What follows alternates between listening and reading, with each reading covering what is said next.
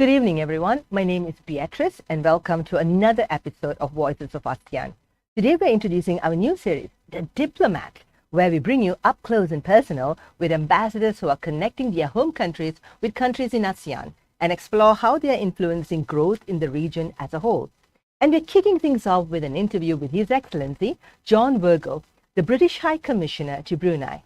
Prior to this, he held various positions at the UK Foreign and Commonwealth Office, or FCO, including as the head of the Southeast Asia Department from 2017 to 2020. He was also with the International Crisis Group in 2002 to 2006 and 2007 to 2009, respectively. He has done extensive work on economic diplomacy, finance, counterterrorism policy, and climate change. And today, he'll be sharing his insights about the UK-Brunei relations and what's in store for UK's relationship with the region, notably Brunei's neighbouring countries, Indonesia and Malaysia. So joining me live from Brunei here is His Excellency John Virgoe. Hi, John. Hello, Beatrice. How are you today? I'm really well, thank you. Nice to be on the show. Very nice to be first in your series. Thank you. Oh, the pleasure is all ours, John. And I love the competition, your background. It's wonderful. I can see the UK flag and I can see the Brunei flag. It's lovely. It's the visuals of the relationships between our two countries. Exactly. So, John, can you tell us more about yourself and your career in the diplomatic service, in particular the highlights of your tenure so far as the British High Commissioner to Brunei? Yes, certainly. So I've been High Commissioner in Brunei now for about 18 months. I was appointed in August 2020. A very strange time to take up a new job, of course, in the middle of the COVID pandemic. Exactly. A very challenging time to relocate family halfway across the world. It's a fantastic honour to be representing the UK in Brunei. Being an ambassador anywhere, of course, is a huge privilege, but especially in a country which is with which we have such a close relationship and where there's such sort of warmth on both sides. I've been a diplomat in the diplomatic service for about 30 years, and as you said in your introduction, 30 a lot years. of that has been 30 years. You look so young for 30 years of service. Thank you. Just celebrated my 30th anniversary as a diplomat.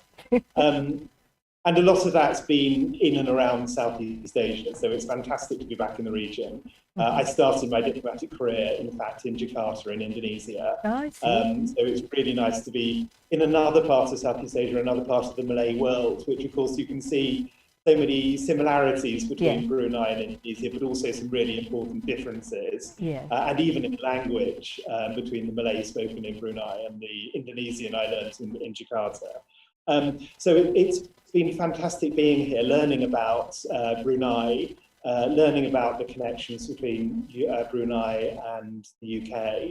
And you asked about highlights. I've had so many highlights in my time here, but some of the really exciting things that I've been able to do, of course, meeting His Majesty the Sultan for the first time when I handed him my letter of credentials, which made me a High Commissioner. And I've had the honour of some further interactions with His Majesty. So in December, at the end of last year, I joined him on a visit to the UK. And went to Downing Street together. His Majesty met the Prime Minister. That's and so also cool. out at the UK Commando Training Centre out in the West Country, where his son, His Royal Highness Prince Mateen, was graduating from UK commando training, an amazing achievement. And actually, some of the other highlights have been also around the military relationship, which is so close. So going out into the jungle with the British Gurkhas who were stationed in Brunei in the British garrison was an amazing experience. And we had a British destroyer in harbour last year as well. So seeing that amazing piece of kit sailing into Brunei Harbour was also a fantastic experience. What an awesome, But I think the best things I've done since I've been here have been the things where I've been meeting young Bruneians. I've met so many sort of really amazing and dynamic young Bruneians. It really gives you a loss of faith and excitement for the future of the country and the future of the relationship, because they are also still very into the relationship with the UK. Yeah, Brunei is like a very young country generally, isn't it? I mean, you have a lot of youth who are very aspirational in the things that they want to do, and even as a country, it's looking at going beyond oil and gas into so many different businesses. It must be very exciting. There's a lot of synergy, I think, that UK and Brunei can do together based on this, right? I think that's absolutely right. Of course, it's also a very old country as well, and I think His Majesty's dynasty goes back to maybe the 13th century. So there's a sense of history, as there is, of course, in my own country, going back many centuries as well. But also, very much, it's a country looking to the 21st century, looking to move beyond oil and gas. That's something that we're really keen to help with. And it's also, of course, a country with the most amazing natural environment. And I've worked, as you mentioned, a lot on climate change in my career. So it's fantastic to be here in a country that maintains over 70% of its primary rainforests. That's a huge achievement, and something that we really want to work with Brunei and build on. Yeah. Before I move on to my next question, something that just struck my mind. I'm sure you'll be able to speak a little bit of Malay because you've been in Indonesia and Brunei. So it's certainly Indonesian quite fluently, but I also know I have to be a little bit careful because sometimes the words don't mean the same thing in Bahasa Melayu and Bahasa Indonesia. Well, bravo then. So my next question for you. You have described Brunei as the United Kingdom's closest friend in the region. Both countries share very close defense and education ties. Can you tell us a little bit more about the scale of this relationship and some of the hallmarks that has been achieved? So we're really lucky to have such a good friend like Brunei in the region. And that operates on so many levels. So, of course, they're very close royal ties between the two countries. And the warmth and affection for the British royal family in Brunei is very palpable. And of course, His Majesty the Sultan is a frequent visitor to the UK and a very welcome one. The defence ties you mentioned are really important. So Brunei hosts the British garrison, which is our most significant military base in Asia, and that consists of a battalion of Gurkha soldiers from the UK Army and some other elements as well. Gurkha, the Gurkha soldiers from Nepal. Yes, exactly. Okay. The army, as you know, clearly recruits. They are the lions of all warriors. They are some of our fiercest soldiers and some of our most amazing soldiers. Absolutely. They're legendary. They are absolutely legendary. Yeah. So one battalion of Gurkhas has been hosted in Brunei at His Majesty's invitation since the 1960s. So that's really amazing. Sorry to interrupt, John, but so the battalion is based in Brunei. How many people are there in the battalion? How many Gurkha soldiers? So there's about 700, and then we have some other supporting elements. So we use Brunei for our jungle training. So we have our amazing jungle warfare school in Brunei. So is it like a military base? Is it the UK's military base in Brunei for the Southeast Asian region? It is literally our military base in the region. I see. Okay. And so they've been here for since the 1960s, so about 50 or 60 years. I see. And that's the only military base for UK in Southeast Asia, in Brunei? It's the only one of any size, I would say. We, of course, have military personnel in sort of ones and twos elsewhere, but this is a really significant base. And we're very grateful for hosting us here. Okay. So in Southeast Asia, it's the only one, because I couldn't hear just now.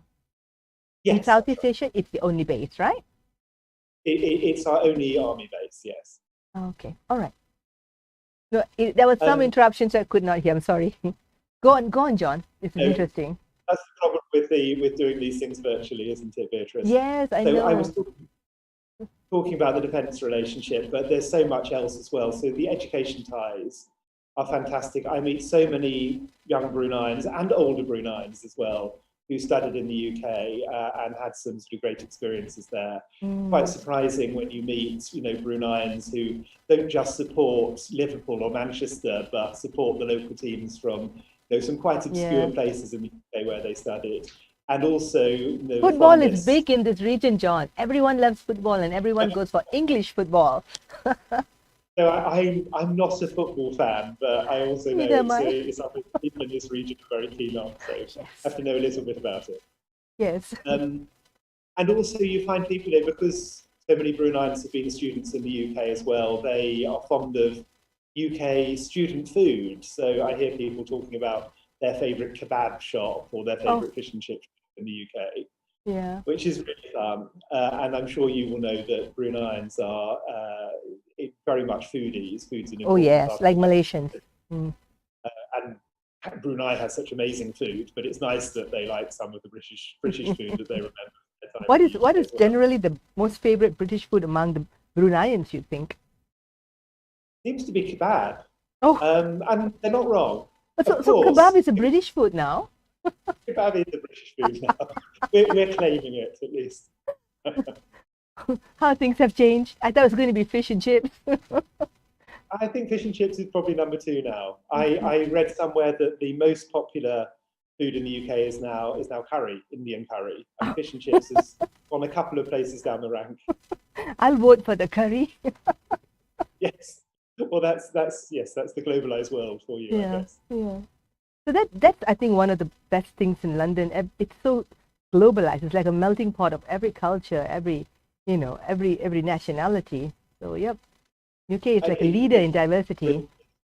It enriches British society so much. I mean, we laugh a bit about the fantastic food that's come to the UK, and we all know British cuisine was not, maybe not one of the top cuisines a few decades ago, but it definitely is now. But also in so many other ways, it's such an enriched country that people from around the world, and especially I'd say from Southeast Asia, visit the UK and study in the UK. We welcome students from the region. And then some of the other links I was going to talk about. So I think we're going to talk a bit more about commercial ties later on. Of course, those go back a very long way, but also legal ties. So I'm really interested, since I've been in Brunei. We share a common legal heritage in the common law. And since I've been here, we've been doing lots to strengthen the links between the UK and Bruneian judiciary. So even during lockdown, we've managed to run some a lecture series between the two judiciaries. I see. So that feels really important. Oh, that's interesting. I missed the first part. Could you just repeat that last sentence again? So I was talking about the common legal heritage and some of the things that we're doing to strengthen, to nurture and strengthen the ties between judiciaries in the two countries. Yep. Okay. And what are those? Any examples of those? Yes. So, for example, last year we ran a small lecture series with some senior judges from the UK. Of course, in normal circumstances, we would have brought them out to Brunei. But have to do these things at the moment. But there's a lot of interest, and a lot of Bruneian lawyers, of course, have studied and practiced in the UK as well. So I think those ties are still very strong. Of course. There's a lot of commonalities, because we were once, I'm not sure about Brunei, but I know Malaysia was once a British colony, so there's a lot of commonalities in basically, even in terms of our spelling, it's all very British. And then you have the computers who keep changing it because they Americanize the spelling, and we're like, no, we are talking British English, No, that's something, of course, I like, and it's nice hearing British accents and British English being spoken in Brunei. With all respect to my American friends. Yes. So aside from education and defense, in what areas do you see trade and investment ties between Brunei and the UK improving, John?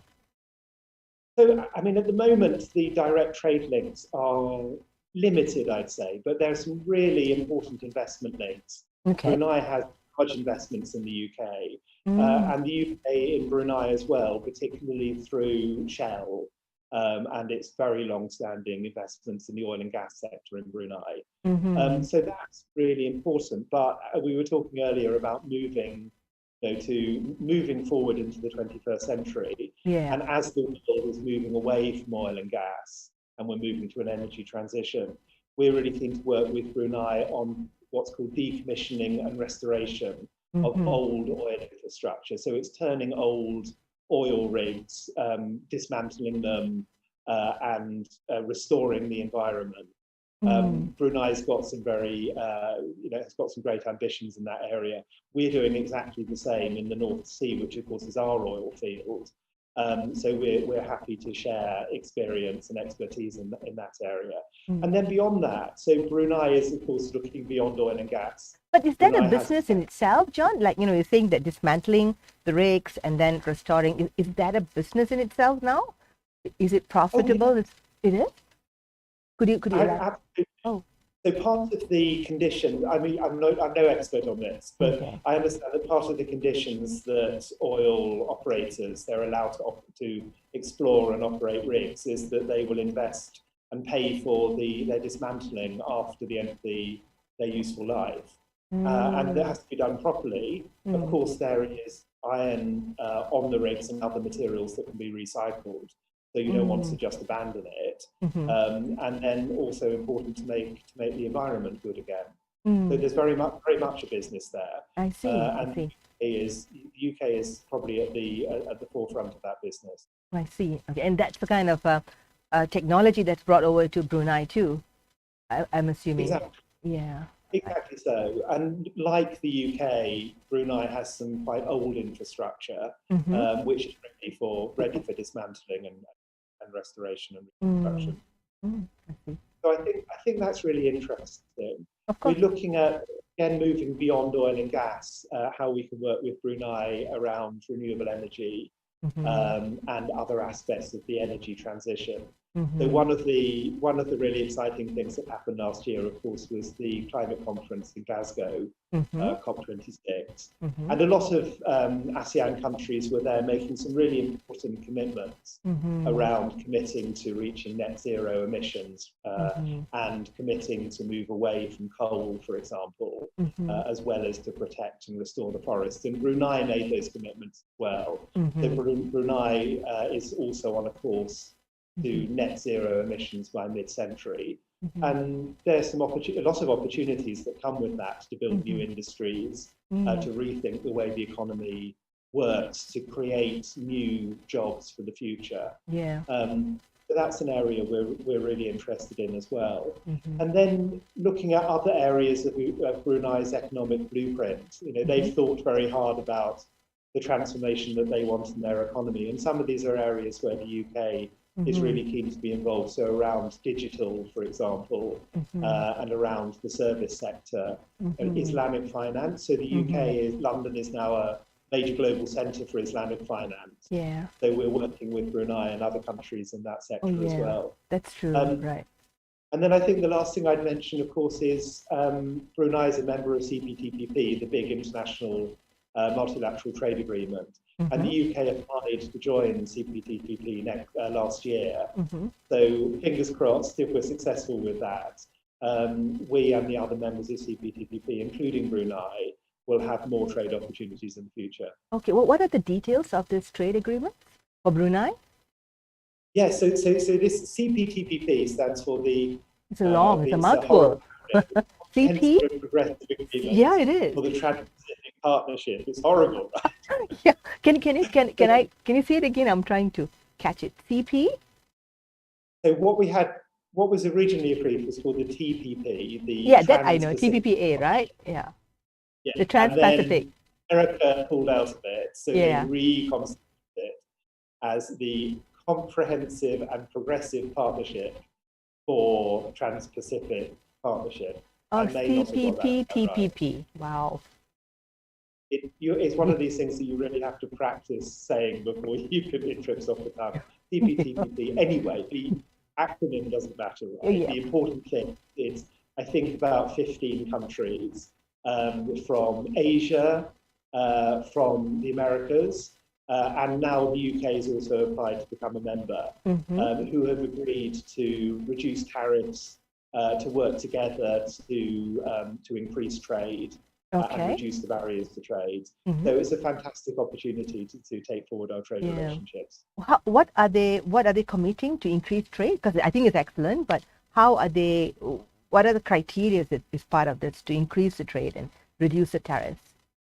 So between the countries, a multilateral trade agreement. So it's a free trade agreement, basically. Instead of just being between two countries, it's between a larger group of countries. And we all agree, if the UK succeeds, but the members agree to reduce tariffs, to reduce other barriers to trade, maybe to recognise qualifications in different countries, and to recognise standards from different countries, and other things that facilitate international trade. And of course, for us, you remember that we left the EU just a few years ago. Everyone remembers the Brexit debate. As part of that, we said that we want to promote free trade globally to reach new trade agreements with markets from around the world. And part of that is applying for membership of this trade agreement. But I think, has Brexit been good for Britain? And I know it's a side question, but has it been good?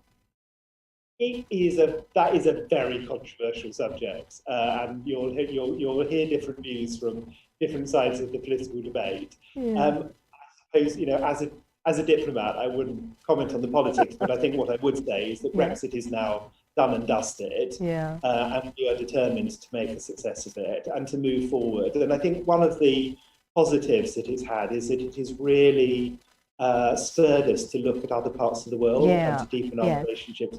I would say especially with Southeast Asia. One of the things that we said at the time that Brexit happened was that it would lead to us deepening our relationships with the Indo-Pacific.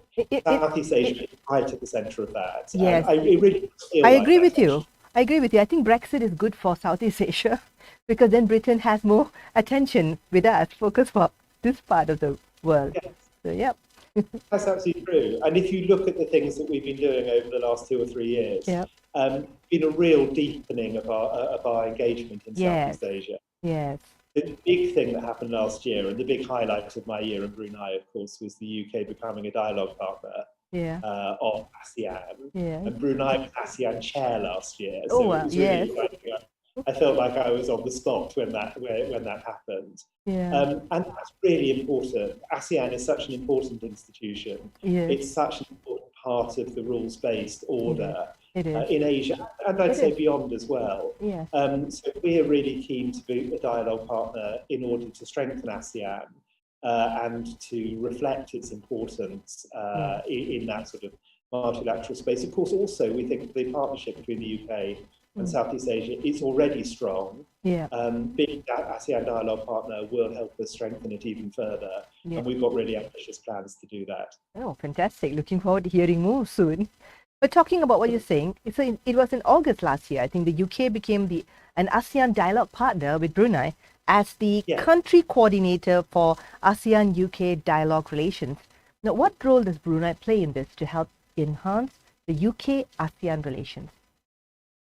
So I think the first thing to say is we were really grateful to Brunei for their support of our application to become dialogue partner, and to all of the ASEAN countries as well. It was a consensus decision, and we have very good relationships with all 10 ASEAN countries, but it was particularly nice that it happened during Brunei's chairmanship, and Brunei, His Majesty personally, were very supportive. So we're really appreciative of that. So it was really nice that it was Brunei that was chosen to be our country coordinator. Each ASEAN dialogue partner has a country coordinator, and that's sort of their sort of link point into ASEAN. It's the country that they go to first when they need to talk about their relationship with ASEAN.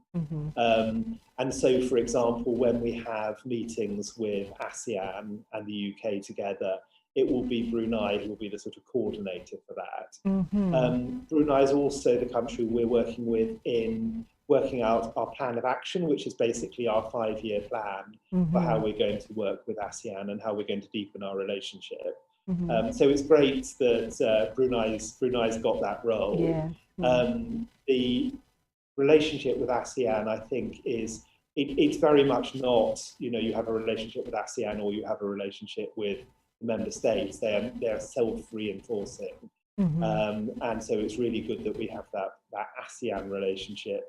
It reflects, a relationship that I think is already deep across the region, and all the things that we already do with the members of Southeast Asia, whether that's cooperation on serious and organised crime, or it's cooperation around trade, or it's our development programme in certain Southeast Asian countries. But the ASEAN partnership brings it together. It should sort of support and dynamise those relationships. We think there's lots more that we can do working with ASEAN and its member states in areas like recovery from COVID, growing the trade relationship, as I said.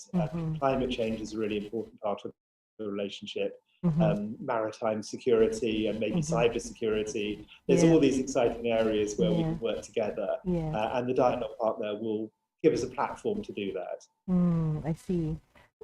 As a representative of the United Kingdom here in Brunei, you've spoken about Brunei and UK, but in your own opinion, John, how important is this region to the UK? Because you deal with countries, you're a financial hub. The United Kingdom is a financial hub of the world, and you have business in every part of the world. But how important, in that perspective, how important is ASEAN to the United Kingdom as a future that they want to build with? I would say very important. I mean, our historical relationship, of course, goes back a long way, particularly to certain countries in Southeast Asia, and we have very strong trade relationships. So I think before COVID, figures for the last couple of years are pretty unreliable or meaningless, but pre-COVID, two-way trade amounted to something like 40 billion UK pounds. There's obviously scope to grow that very substantially, and that's what we're planning to do. We published last year something we called our Integrated International Review, which is basically our international strategy. And the headline in that was that we were committing to a tilt to the Indo-Pacific. So a tilt, of course, doesn't mean that we abandon our relationships and our interests in Europe and other parts of the world, because that would be foolish. And we remain a European country, even if we're not a member of the EU, of course. And we have interests around the world, as you said. But I think we very much see this as a time when we are committing to deepen our engagement in the Indo-Pacific. And Southeast Asia is at the centre of that, and ASEAN in particular, because ASEAN is right at the centre of all the multilateral relationships in Asia. It's such a booming economy. It's such a young economy as well, and you were saying that earlier as well. So the sort of opportunities for the future are amazing. And I think that spans, across the people-to-people links. It spans the prosperity space, where we are very keen to deepen our trade and investment relationships, but also a lot of newer issues as well. So climate change, I said, really important area of cooperation. Of course, Southeast Asia is such a fast-growing region. Use of energy is growing fast. You have very important forests, which are important places for storing carbon. So there's no solution to a problem like climate change that doesn't involve Southeast Asia. And similarly around things like digital and emerging tech standards and so on, we're doing a lot more in Southeast Asia than previously around science and technology cooperation. Building on our very important science base, but also the amazing science work that's being done in Southeast Asia. And then also around just respect for the rules-based system and regional security. So Southeast Asia sort of feels like a really important in that respect, because ASEAN, as a grouping of equal nations, all of whom are committed to freedom, to the equal rights of all nations, to cooperating together, to the rule of international law. And we know around the world that there's some strains and stresses on the international legal order. So one of the reasons, one of the important aspects of our relationship with ASEAN is working together. We're very like-minded in that respect, very like-minded in our commitment to economic and trade liberalisation, as well as respect for the international rule of law. So for all of these reasons, I think there's so much that we can be doing together between the UK and Southeast Asia. And it really, I think the lesson of the last 5 years is that the UK is really committed to this relationship and to this region. Excellent. Thank you so much for that, John. That was so eloquent and informative. And I think Brunei is very lucky to have you as the ambassador from UK to Brunei. So thank you so much. Thank you so much. Is there anything else you'd like to tell the audience? I think we've ranged really widely, yes, we did. Lots of ground. Yes, we did. So thanks for your stimulating questions. It's been really fun. It was such stimulating answers too. Thank you so much, John, for joining us today in Voices of ASEAN. Follow us on LinkedIn, Facebook, Twitter, and our website to keep up to date with our upcoming shows. Voice of ASEAN thanks you for your time, and we'll be uploading a recorded version of this dialogue in our portal for those who missed it. Thank you, and have a good day.